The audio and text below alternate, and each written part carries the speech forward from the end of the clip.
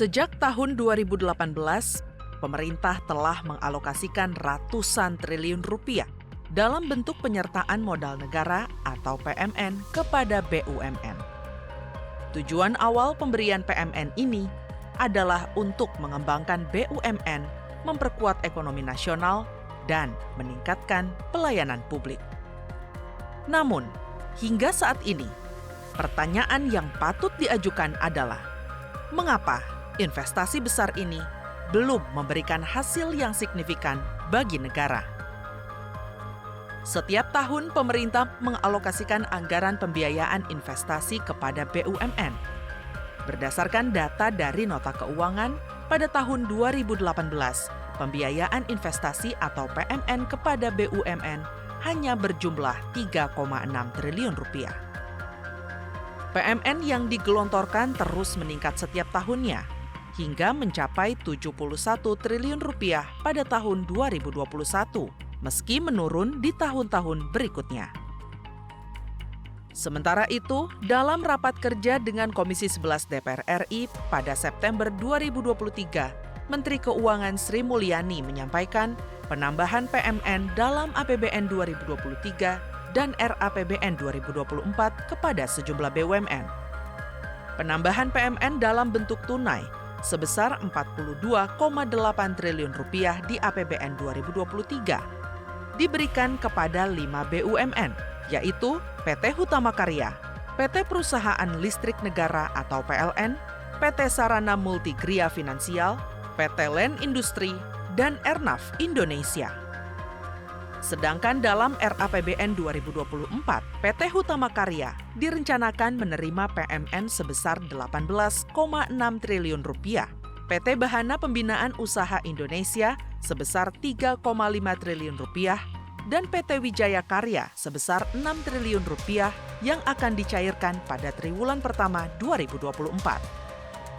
Pemberian PMN kepada BUMN merupakan instrumen kebijakan yang sah, terutama ketika digunakan untuk mengatasi masalah keuangan atau memperkuat posisi BUMN dalam industri strategis. Namun, dalam kasus di mana PMN belum memberikan hasil yang memadai, harus ada evaluasi yang cermat. Penting untuk dinilai apakah PMN yang diberikan mencapai sasaran yang telah ditetapkan sebelumnya. Jika tidak, perlu ada perubahan strategi yang lebih efektif. BUMN yang mendapat PMN harus diawasi secara ketat untuk memastikan BUMN tersebut benar-benar menguntungkan ekonomi negara. BUMN itu salah satu dalam undang-undang itu adalah memberikan manfaat bagi pemerintah, masyarakat, dan mencari keuntungan. Nah, kalau dia tidak memberikan manfaat, tidak memberikan manfaat, tidak memberikan dorongan pertumbuhan, dan tidak memberikan keuntungan, terus untuk apa kita bertahankan begitu? Tahun ini kita beri. BUMN juga perlu dikelola secara efisien dan profesional. Masalah tata kelola yang buruk dalam beberapa BUMN dapat menghambat pencapaian tujuan investasi PMN. Perlu ada peningkatan dalam tata kelola perusahaan dan kualitas manajemen. Adanya temuan berulang yang biasa dapat oleh BUMN ini menjadi perhatian kita. Ini artinya menandakan bahwa sistem pengendalian internal tidak berjalan dengan baik di BUMN tersebut.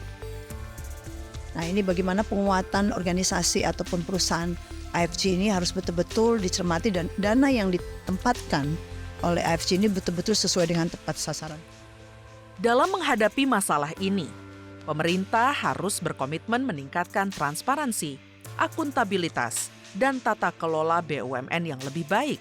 Selain itu, evaluasi berkala terhadap investasi PMN harus dilakukan demi memastikan PMN digunakan secara efisien dan efektif.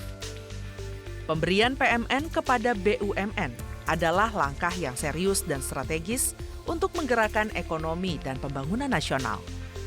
Namun, agar investasi ini memberikan manfaat yang maksimal, diperlukan evaluasi yang cermat, pengelolaan yang baik, dan komitmen yang kuat untuk memastikan bahwa dana PMN digunakan dengan bijak demi kepentingan rakyat dan kemajuan negara.